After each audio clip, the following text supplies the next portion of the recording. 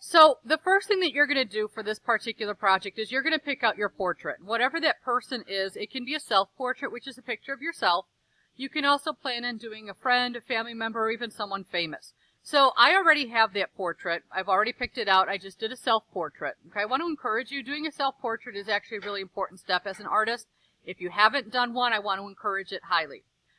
I have Photoshop already open, but what you're going to do is your menu is going to be a little bit different than mine, but you're going to go ahead to your start menu and you're going to start typing. You'll have a little white box down here. You're going to start typing photo and Photoshop should pop up. If you have it upgraded to Windows 10, as soon as you open that up, just start literally typing photo. You don't want Photoshop Express. You want to look for, in this case, for now, it'll be Adobe Photoshop CS 5.1. Okay, you're going to go ahead and open that up. And this is what you're going to see, not me. At that stage, you're going to find where your picture is. And so you're going to scroll down, you're going to find your image, and then you're going to go ahead and say open. And that image, it's really important for you guys to make sure that your image is not too, it's not too big of an image. This is a little bit of a large-sized image. What I would do first, I was go into image and image size. So it's the top menu, image and image size. You want your resolution to be low. In this case, I changed it to a 72. Do not touch up here. You always want to touch right over here unless there's a reason you need this. If there's a reason you need the top, then you know what you're doing. Okay? But in this case, we're talking document size. Whatever that resolution number is, please change it to 72. And in this case, I'm just going to go ahead and change. I want this to be checked. There should be a lock here so that my picture doesn't get skewed and funky looking. But I'm going to go ahead and change it to 12. So this is a small image. It'll look like it gets really small on your screen, depending on your original size. Just don't be confused by that. You can zoom in. You can use this little magnifying glass, or easier, keyboard shortcut Control and the plus sign, Control and the minus sign, can zoom you in and zoom you out. Okay. So with this, I'm going to go ahead, and the very first thing that I'm going to want to do is make a copy of my layers. I'm going to do something that you don't need to do. I'm going to put some of my stuff into a group to get rid of it so I can hide that, and you don't need to worry about it. So you won't see group 1. You'll only see this. Step number 1, Control-J. Control-J copies your background layer. And in that one, you want to go ahead and convert to a black and white. If you have a black and white picture to start with, you can skip this step. But if you don't, we're going to go to Image, Adjustments, and then Hue Saturation. Once you get to Hue Saturation, you're going to click on that.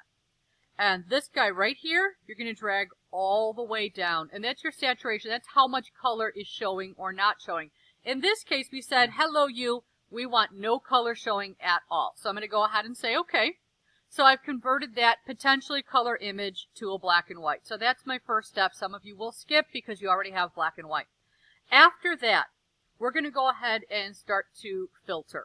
Okay? When you go up to the top, you'll see a filter, and when you move into this menu, you'll see a bunch of others will pop out, but we're looking into this first one right here, Artistic, and then you're going to slide over to Cutout. I'm going to pause there for a quick second. That is the filtering that you're going to do to this particular layer. Now, there's a couple of more advanced features I'm going to show you after this, but this is our very basic sort of entry-level model. So, Artistic and Cutout, and what you're going to see is you're going to see a little preview over here, and there's a little minus button on the bottom left-hand corner. You can actually zoom out so you can see your whole picture. That's a really important feature for you, so I definitely suggest it, because for some of you, if your picture is still kind of large, you'll only get a tiny little corner of it, and you want to see the whole thing, okay?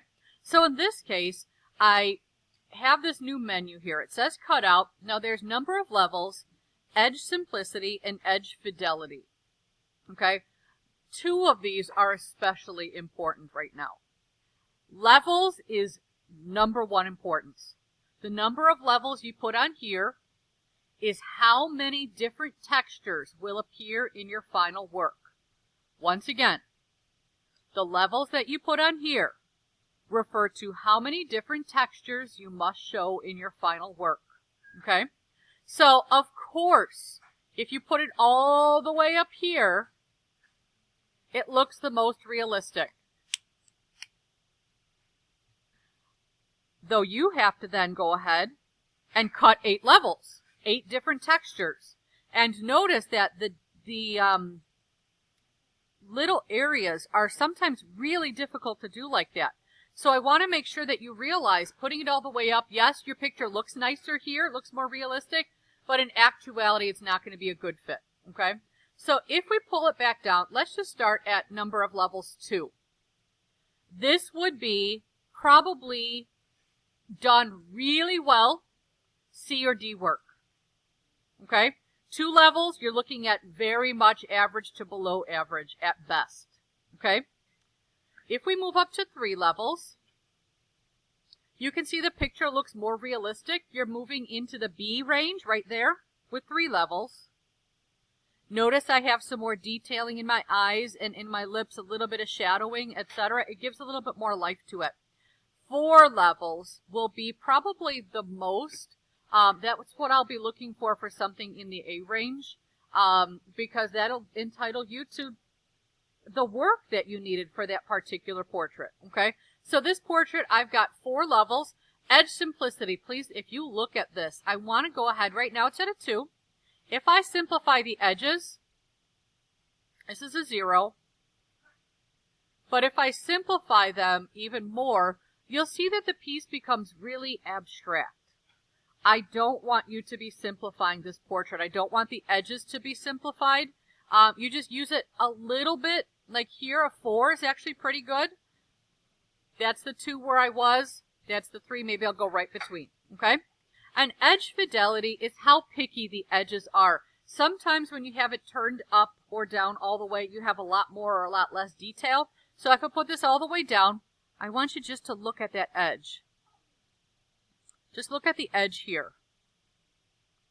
And you'll see as it's all the way up, it's much more picky and the lines are actually more varied.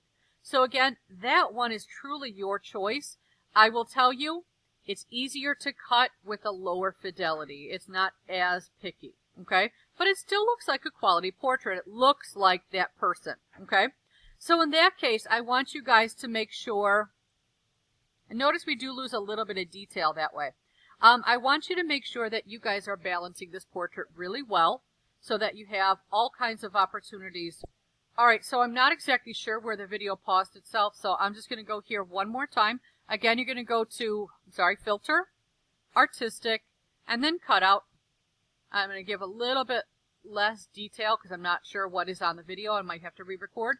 Number of levels, 4 for an A, 3 for a B, 2 for a C or D. C if it's done really well, okay? Edge simplicity, if you put it up too high, it becomes much more abstract, which could be a really cool thing for another project, but not for this one. We're looking for realism in here. And then edge fidelity either gives a little bit more detail to the edges or less detail if it's pulled all the way down. So that one is truly your decision.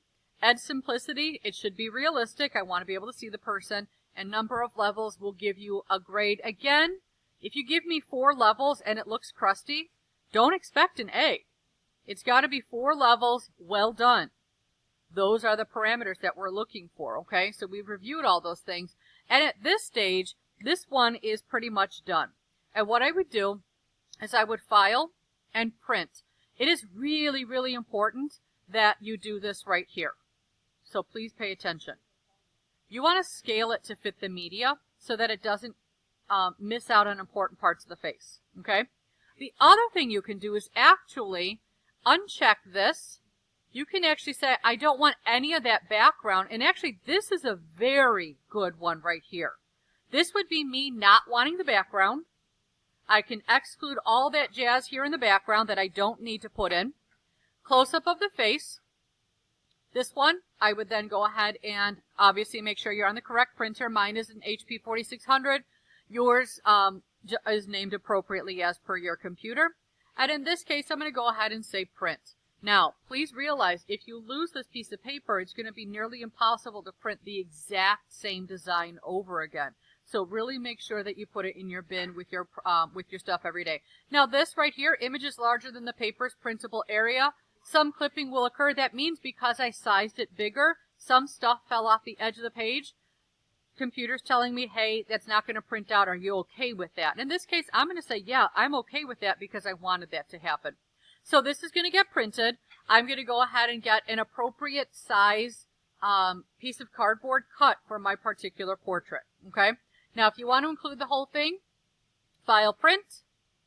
I'm going to scale it to fit the media, and then I'm going to say print. So I've got those two options for that particular image. Okay, so just use them wisely. So now I did mention that there's some more advanced functions.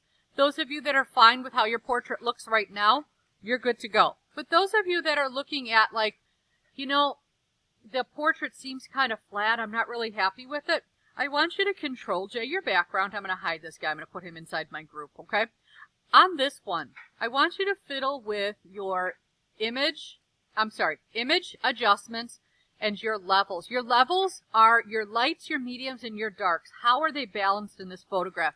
Change it to a black and white first, then do this. You're going to go to levels, and you can see if I move this around, I'm either really brightening. Now, don't go extremes. You don't want to be like, oh man, no, this is terrible. Why would she suggest this?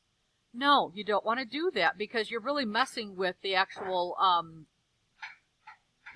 image too quickly. Okay, so let's say I go to here. So it was here. It's got a lot of gray to it, and I got it here, which is a little more contrasty. And maybe I'll go ahead and filter artistic, cut out, and perhaps I can pick up on some details in that face a little bit better than previously. Okay, so those are your options for filtering your face or your portrait in order to do our texture cardboard cutout. So at this point in time, you're going to go ahead and just follow the directions that we have going on for today. I'll upload this video and we'll get moving.